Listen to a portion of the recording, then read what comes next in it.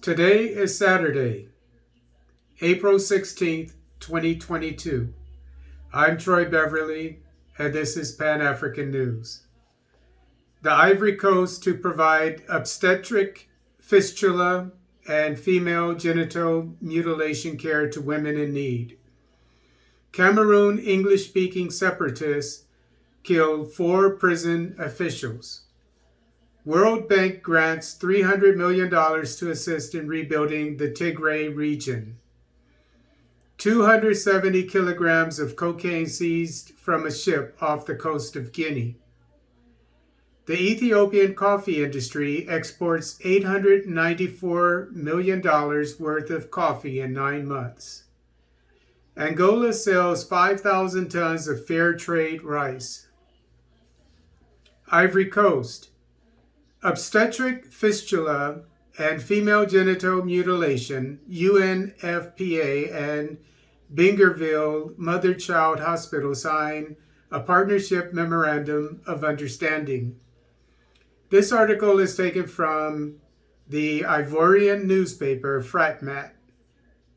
United Nations Population Fund, UNFPA, and the Bingerville Mother-Child Hospital initialed a bilateral agreement on April 11th.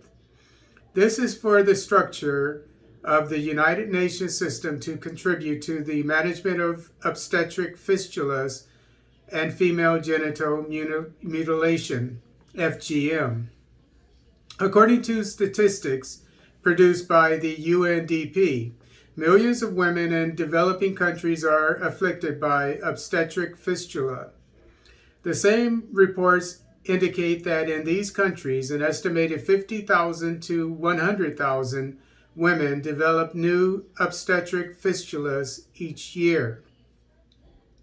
In the Ivory Coast, the prevalence rate of obstetric fistula is 2.6% among women who have heard of this disease, or 44,602 cases. According to the UNFPA country representative, Alain Akpaji, female genital mutilation constitutes a challenge for the empowerment of girls. He considered that if efforts are made in terms of awareness and prevention, on the other hand, no solution has yet been deployed for the repair of mutilated women and girls. Obstetric fistulas and female genital mutilation are qualified as disease of shame because they affect women's intimacy. Those who are victims of it suffer in silence, often with the weight of reproachful looks, and lead a hellish life. The signing of this agreement appears to be a real ray of hope for these women. Cameroon separatists killed top prison officials. This article is taken from the Voice of America. Cameroon says it is saddened by separatist fighters' unending attacks on government workers in its English-speaking Northwest and Southwest regions. Separatists have been fighting to create an independent English-speaking state in the majority French-speaking nation since 2017. The government says the latest victims of separatist brutality are 4 top prison officials in the Northwest region who were killed Tuesday by the fighters. Deben Chofo is the governor of the Northwest region. He says the fighters killed and mutilated bodies of 4 prison leaders while they were on duty. The Cameroon military says Kiga and 3 other prison workers were ambushed by separatists in Tigray, a village in Kumbo. The military says Kiga was pulled out of his service car along with 3 of his colleagues. One of the prison staff was shot and killed while 3 others were beaten with machetes until they died, the military says. Separatists have claimed responsibility for the attack and shared videos on social media, including Facebook and WhatsApp, showing how the officials were killed. Capo Daniel is Deputy Defense Chief of the Ambazonia Defense Forces, which the government says is one of the biggest separatist groups in Cameroon. Daniel says his forces will attack all government workers until the government withdraws all its workers from English-speaking Western regions. He says the prison officials were killed because they tried to fight back when stopped by fighters. Ethiopia. World Bank grants Ethiopia $300 million for Tigray war recovery. This article is taken from the East African. Ethiopia on Wednesday received a massive boost to rebuild from the Tigray war after the World Bank agreed to disperse $300 million targeted at local communities whose lives have been destroyed. It will partly go to reconstructing local facilities such as health centers and other amenities, but will also help locals get assistance for effects of war such as sexual violations and gender-based violence, GBV, the bank said. The project will begin with areas in Afar, Amhara, Benishangul, Gumuz, Oromia, and Tigray regions, which have been highly impacted by the recent conflict and host large numbers of internally displaced peoples, IDPs, the bank said. This project will help to improve access to health, psychosocial support, and legal services for GBV survivors in conflict-affected regions where quality response services are limited. Ousmane Dion, World Bank Country Director for Eritrea, Ethiopia, South Sudan, and Sudan, said on Wednesday. Guinea. A ship carrying 270 kilograms of cocaine boarded off the coast of Conakry. This article is taken from Guinea News.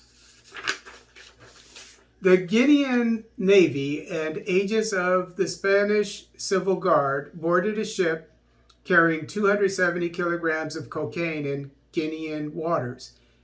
Info Puerto, a Spanish newspaper specializing in the maritime port sector, reported on April 14th.